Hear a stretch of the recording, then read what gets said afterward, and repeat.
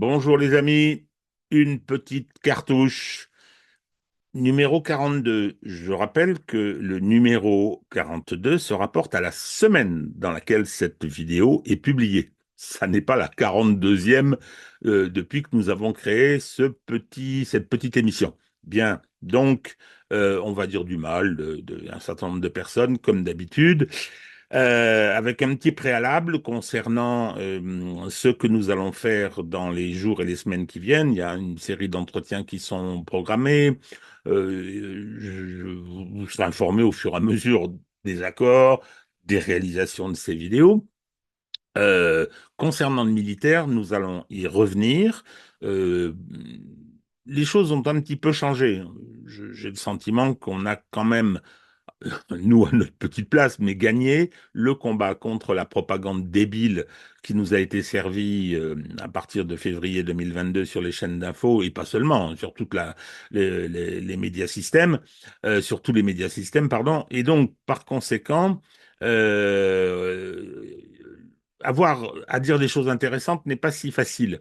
Hein, s'il s'agit de compter, calculer avec un double décimètre les surfaces conquises par les Russes en Ukraine, c'est pas très intéressant. En revanche, il faut essayer d'avoir une vision un peu stratégique pour imaginer ce qui va peut-être se produire. C'est un petit peu la même chose avec le Moyen-Orient, sachant aussi là que la propagande est toujours très très active et que les choses sont beaucoup plus graves. Je crois qu'en Ukraine, la défaite de l'Occident est consommée. Je pense que l'Occident va également perdre le Moyen-Orient, enfin la guerre qui se déroule là-bas par l'intermédiaire d'un nouveau proxy. Alors je sais pas qui c'est qui dirige, hein. Est-ce que ce sont vraiment les Israéliens ou bien est-ce que ce sont les États-Unis? Enfin tout ça c'est articulé. Je sais qu'il y a beaucoup de débats là-dessus et euh, on en discutera. Donc, on va réaliser ces émissions dès que notre troisième partenaire sera rentré d'un voyage qu'il a fait à l'étranger. Donc, c'est pour, je pense, une date assez rapprochée. Bien. Eh bien, écoutez, maintenant, on va commencer à dire du mal d'un certain nombre de personnes. On va commencer par Emmanuel Macron. Euh, je vais le faire en publiant une photo que vous voyez là, qui exprime totalement la réalité de la personnalité de l'individu. Il a été propulsé là parce que je considère être une opération politique s'apparentant à un coup d'État. Et on voit bien qu'il n'a rien à faire à l'Élysée. Il a cette jouissance du parvenu, cette jouissance du narcisse. Il sert un grand cru dans un banquet. Là, il irradie le bonheur étroit qui est le sien. Je pense que la politique l'intéresse assez peu. Ce qui l'intéresse, c'est se mettre en scène. Et c'est d'autant plus épouvantable que il impose ça à l'État. Il a organisé un banquet pour la venue du roi d'Angleterre en France. Je trouve pas ça anormal, mais le banquet aurait dû se dérouler à l'Élysée. Ben non. Non, non, il s'est déroulé à Versailles, dans la galerie des glaces du château. On se demande bien pourquoi, mais simplement parce qu'il fallait s'étaler, il fallait montrer. Petite vidéo qui montre qui participe à ces agapes.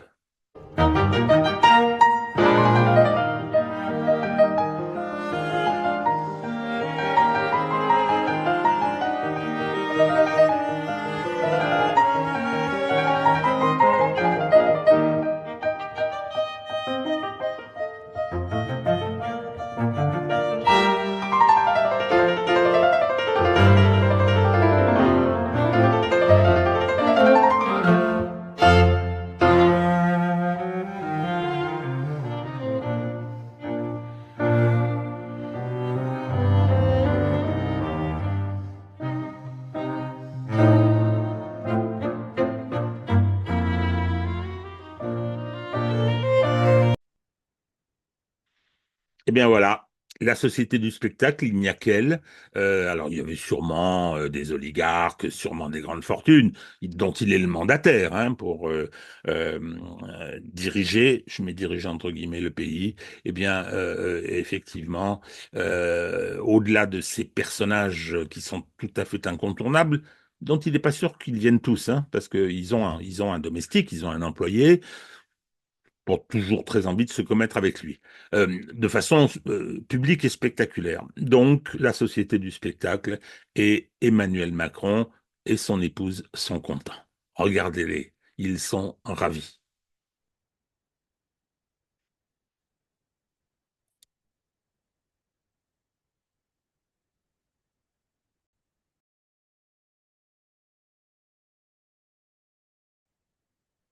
Alors là, je voudrais dire un petit mot d'un thème qui m'est cher. Je suis beaucoup intervenu dessus, c'est sur celui de l'apologie du terrorisme et des poursuites pénales dont ont été l'objet et les victimes, parce que c'était une opération scandaleuse,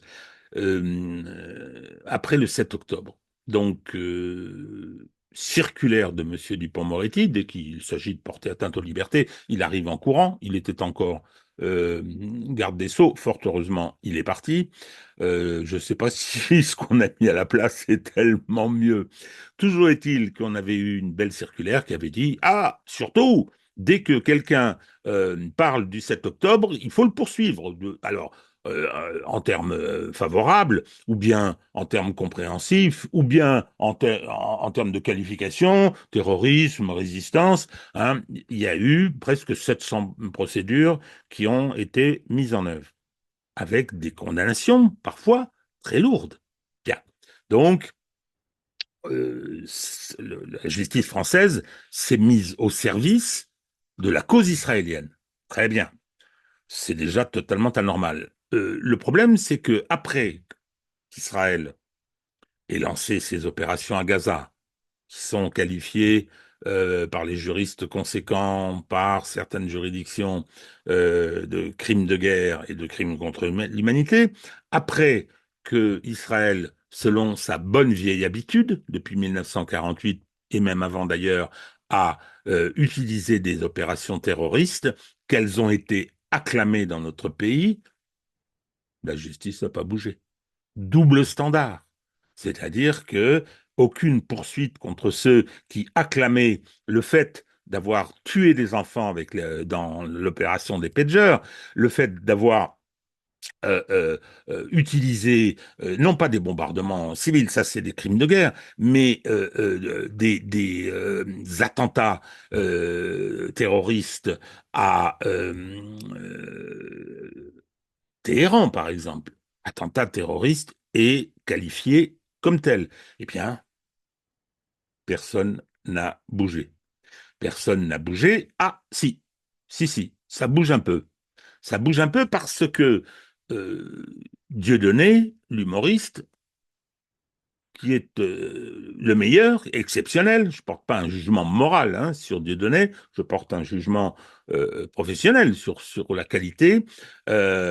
Après avoir adopté une stratégie un peu d'apaisement avec sa fameuse interview très longue, euh, il est revenu sur des inconséquences.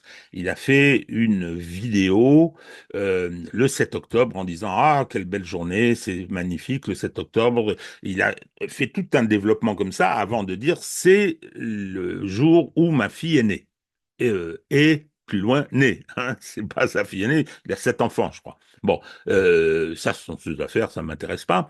Mais il a fait cette provocation. Il a fait cette provocation. Et immédiatement, naturellement, vous avez des gens qui s'en sont offusqués, hein, qu'on massacre les Palestiniens, musulmans ou chrétiens d'ailleurs, hein, aucun problème. En revanche, qu'on fasse des opérations terroristes, aucun problème non plus. En revanche, si quelqu'un fait une provocation que je trouve à la fois inutile comment dire, euh, un peu indécente quand même, quoi, un peu indécente quand même, quoi qu'on pense de ce qui s'est passé le 7 octobre et toute la propagande qui a entouré ça. Mais toujours est-il que vous avez un soi-disant collectif d'avocats qui a fait un signalement article 40 du Code de procédure pénale au parquet. Alors, attendez, l'article 40, Code de procédure pénale, c'est une obligation qui est faite aux fonctionnaires, agents publics assimilés, de porter à la connaissance du parquet des faits dont il pense, cet agent public, ces agents publics, qu'ils pouvaient constituer une infraction pénale à charge pour le parquet de faire les poursuites, de tirer les conséquences de ce, entre guillemets, signalement. Dans les avocats, vous êtes des agents publics, vous êtes des fonctionnaires, vous vivez comme ça. C'est-à-dire que, alors que la profession passe son temps à dire qu'elle est indépendante, qu'elle est libre, etc., vous vous considérez comme des fonctionnaires? C'est un vrai. Et toute la presse a relayé, bien sûr. Toute la presse a relayé ce qui était une hérésie juridique totale. Bon, et les confrères pas gênés. Alors, ils ont fait des tweets, regardez. C'est intéressant parce que, hop, ils mettent la copie de la lettre adressée au parquet, mais on n'a pas les signataires. Moi, je pense que ce serait intéressant. Ça permettrait peut-être de saisir le Conseil de l'ordre sur ce genre de comportement. Bon. Donc, voilà pour ce qui concerne euh, cette poursuite. Je me répète, double standard. Alors, il y a un magistrat qui a sauvé l'honneur, c'est Trévidic. Je ne me rappelle plus de son prénom, tant pis. Ancien juge antiterroriste, qui a dit, voilà, on a exagéré, j'étais pour une répression plus ferme de l'apologie du terrorisme, et aujourd'hui, j'ai eu tort. Je reconnais que j'ai eu tort parce que c'est devenu absolument n'importe quoi, pour le moins, Monsieur Trévidic, n'importe quoi. Alors, sur le plan juridique, je rappelle quelle était la situation. Dans le cadre de la tradition juridique et judiciaire française, toutes les limitations de la liberté d'expression, qui normalement est absolue, article 11 de la Déclaration des droits de l'homme, mais qui peut être limité, encadré s'il y a un intérêt public qui l'exige, le contrôle de ces excès, le contrôle des transgressions de ces limites appartient au juge et dans le cadre d'une procédure qui est celle mise en place par la loi sur la presse, avec des délais de prescription très courts, avec des procédures très formalistes pour éviter l'arbitraire. Donc, c'est très important parce qu'il s'agit d'une liberté fondamentale. Eh bien, grâce à M. Valls, hein, jamais en retard d'une infamie, grâce à M. Valls, eh bien, qu'est-ce qu'on a fait? Eh bien, on a sorti l'apologie du terrorisme de la loi de la presse et on l'a mis dans le droit commun avec des peines, bien évidemment, renforcées. Donc, ce que demande M. Trévidic, c'est qu'on revienne euh, à la loi sur la presse. Ça me paraît tout à fait une évidence. euh, et que on revienne à des peines qui soient plus normales. Au départ, c'était le problème du terrorisme islamiste que l'on essayait de réprimer ou d'empêcher. Bien. Alors, ce que ne dit pas Monsieur Trévidic, c'est que la jurisprudence devrait éviter le double standard, hein, et que on ne doit pas réprimer l'apologie du terrorisme dès lors qu'elle concerne des actes terroristes ou qualifiables comme tels euh, perpétrés par des intégristes musulmans, mais aussi les actes terroristes perpétrés par un État et par ceux à qui il demande de le faire.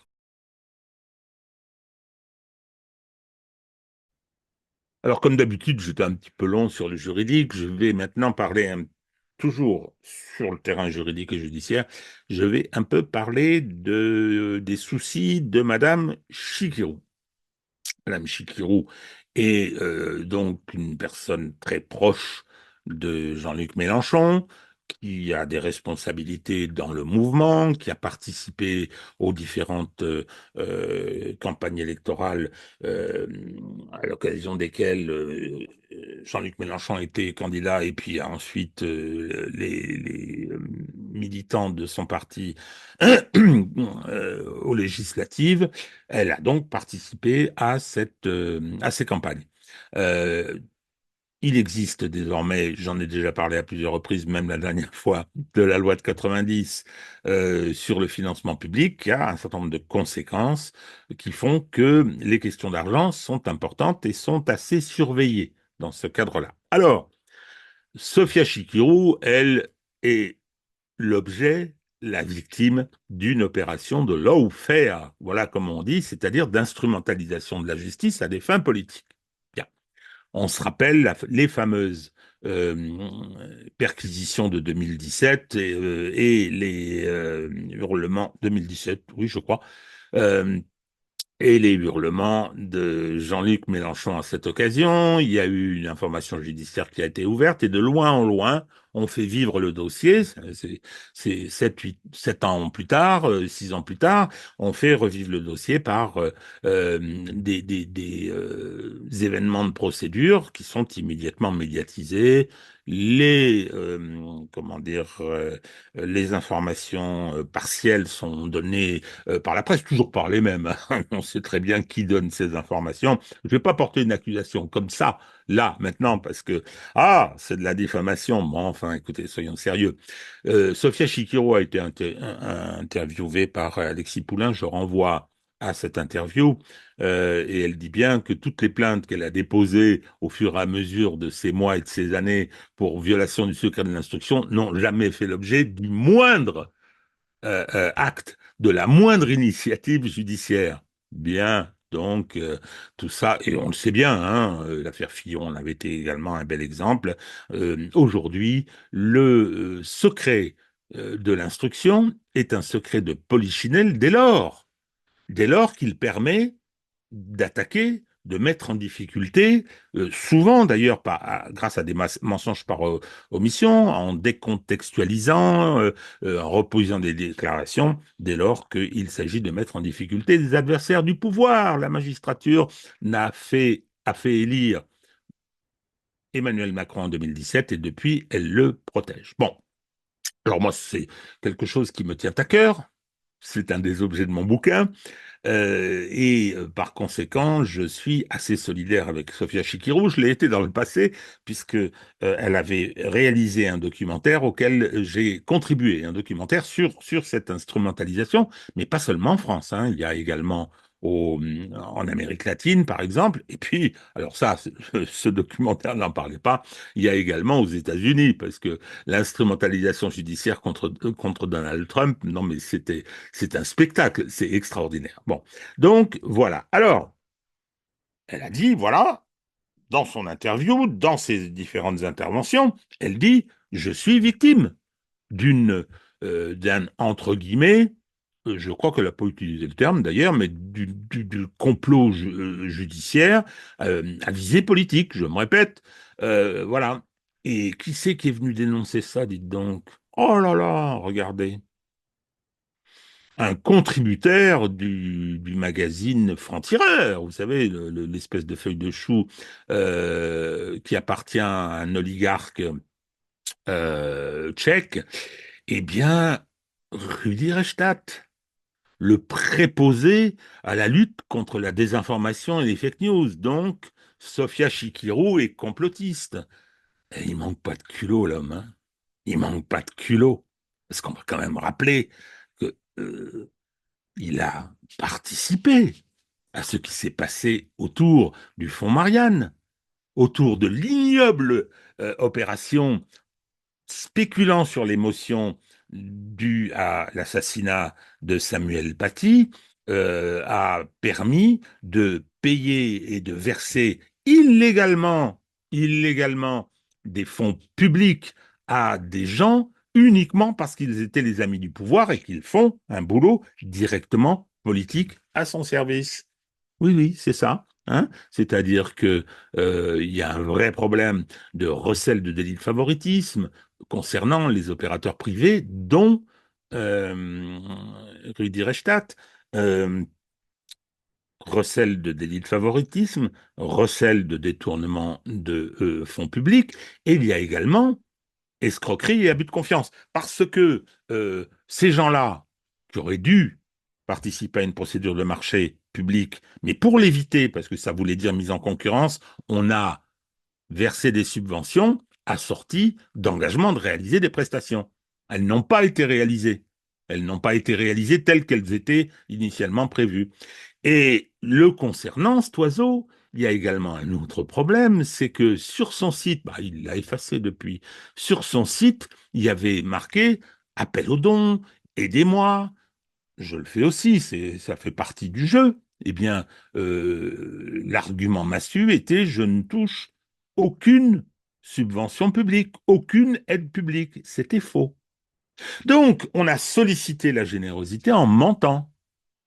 Le code pénal prévoit l'infraction. Alors, lorsque le scandale a éclaté, il avait été déclenché par Marianne, le scandale, lorsque le scandale a éclaté, qu'est-ce qui s'est passé?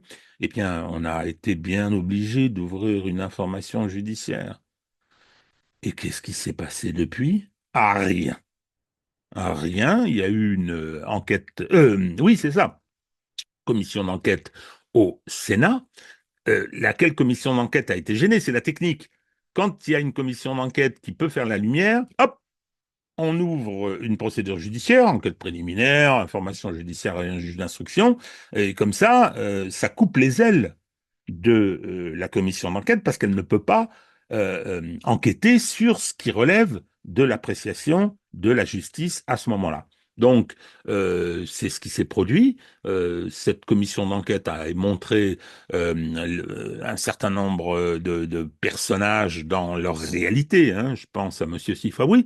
Eh bien, depuis, sur le plan judiciaire, il ne se passe rien. On est en train de commémorer euh, la mémoire de Paty et de Bernard, les deux professeurs assassinés, mais la justice continue à dormir paisiblement sur ce dossier, voir Rudi Reichstadt venir donner des leçons à Sofia Chikirou, c'est, je réutilise le terme, complètement indécent.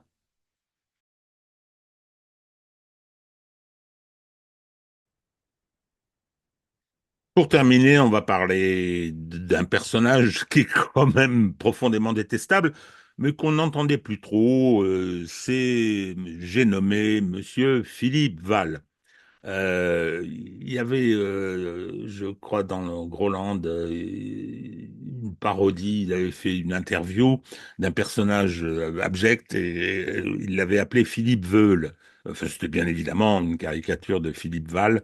Donc voilà quelqu'un qui a commencé par donner des leçons d'homme de gauche avec son partenaire, le pédophile Patrick Font, quand il battait les estrades. Il était toujours anticommuniste, très anticommuniste. Et puis bon, il a évolué. Ensuite, il a réalisé une opération, je ne connais pas les détails, une opération pour récupérer l'ancien Charlie Hebdo, qui était un canard assez extraordinaire, puis qui avait dû s'arrêter des années 70, et puis il en a fait un organe néoconservateur. Il a réussi à y accrocher quelques dessinateurs historiques. Il a fait venir Cavana et il l'a martyrisé. Il a viré Ciné sur la base d'une accusation d'antisémitisme parfaitement infondée. Et puis ensuite, comme il donnait beaucoup de gages et puis qu'il avait fait de ce journal un journal soutien très atlantiste en plus, soutien du pouvoir en place, il a été nommé directeur de France Inter. Ben voyons. Donc voilà, et aujourd'hui, il est ressorti du placard où il était pas enfermé, mais où il se trouvait. J'ajoute qu'il avait commis une imposture assez extraordinaire en se présentant comme un grand défenseur de la laïcité. Il y avait eu un procès, tout ça avait été mis en scène. Bon, ça lui est passé parce que Il est toujours engagé pour une laïcité, mais que d'un seul côté, c'est-à-dire que il n'y a que l'islam qu'il vise, et il est un soutien extrêmement actif de l'État d'Israël et du gouvernement Netanyahou. Alors, et il va sur toutes les estrades, il est ressorti de ce placard dont je parlais, et voilà que il s'est transformé de nouveau en militant. Alors, on va pas passer trop de temps sur Philippe Val. Simplement, jeter un petit coup d'œil sur une vidéo que je trouve mais extraordinaire. Il faut voir aussi que l'ONU a une position extrêmement agressive vis-à-vis d'Israël et se met en... Enfin, voilà, on a bien vu ces derniers temps les déclarations du secrétaire général. On voit bien de quel côté il est dans cette affaire. Il est plus du côté du Hezbollah que du côté d'Israël. Faut dire les choses comme elles sont. Voilà. Bon, c'est triste à dire, c'est incompréhensible d'ailleurs politiquement. On comprend pas pourquoi, mais voilà. Donc, voilà, l'ONU, qui rassemble tous les pays du monde, qui est la base du droit international, où il existe un Conseil de sécurité avec 5 membres permanents qui ont le droit de veto, c'est-à-dire que pour éviter les excès. Eh bien, cette ONU, elle a également une juridiction. Et cette juridiction a pris des décisions concernant Israël.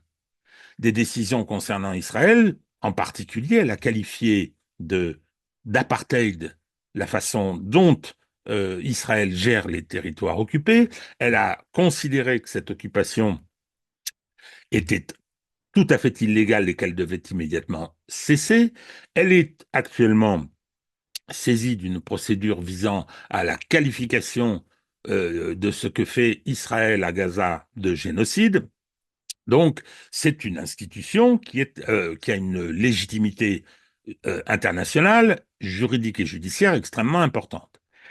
Le problème, c'est que comme sans pouvoir malheureusement donner d'efficacité du fait du blocage américain et de la soumission française, entre autres, britannique aussi, encore que Britannique et Amérique, c'est que de la connivence. Nous, c'est de la soumission. Je cite des membres du Conseil de sécurité de l'ONU qui aident et qui accompagnent les États-Unis dans leur stratégie de blocage de toutes les sanctions et de toutes les décisions que Israël devrait appliquer en application justement du droit international. Eh bien, Philippe Val y trouve et y pense que c'est une prise de parti de l'ONU et de son secrétaire général pour le Hamas, pour le terrorisme, et qu'il est normal que les troupes israéliennes bombardent les soldats de la FINUL. Les soldats de l'ONU sont des soldats en général qui sont déployés pour permettre d'appliquer un certain nombre de décisions qui ont été prises par l'ONU, des décisions qui sont légitimes. Eh bien, Monsieur Val, il dit non, non, non, attendez, l'ONU, a pris parti contre Israël et par conséquent, Israël doit pouvoir leur tirer dessus. C'est pas exactement ce qu'il dit, mais dans sa mentalité, dans son discours, entre les lignes, c'est très exactement sa position. Alors, il est, je l'ai dit, il parade un peu maintenant sur les différents plateaux, sur les réseaux. On le voit. Alors, il y a une photo, mais une photo qui est terrible. Il plastronne avec son air euh, lugubre. Je garde cette expression parce que j'aurais tendance à faire d'autres comparaisons. Il plastronne devant une bibliothèque remplie de Pléiades. C'est tellement nul. Donc je me suis fait un petit plaisir. J'ai rappelé ce que disait Victor Hugo à propos des gens qui paradaient devant leur bibliothèque. Alors Victor Hugo n'a pas parlé de parade devant une bibliothèque, mais c'était dans l'esprit tout à fait la situation à laquelle nous sommes confrontés avec ce personnage. Voilà. Écoutez, je vais m'en tenir là. Il y a tellement de gens dont on a très envie de dire du mal dans cette période vraiment très difficile pour notre pays, mais il faut s'arrêter. Donc c'était mes petits rappels, mes petits mouvements d'humeur du week-end en fait. Hein. C'est pendant le week-end que je me dis tiens, faudrait le dire, faudrait le dire. Oh, je le dis sur bien plus de sujets, puis bon, j'en ai sélectionné quatre. Voilà. Eh ben écoutez, à très bientôt.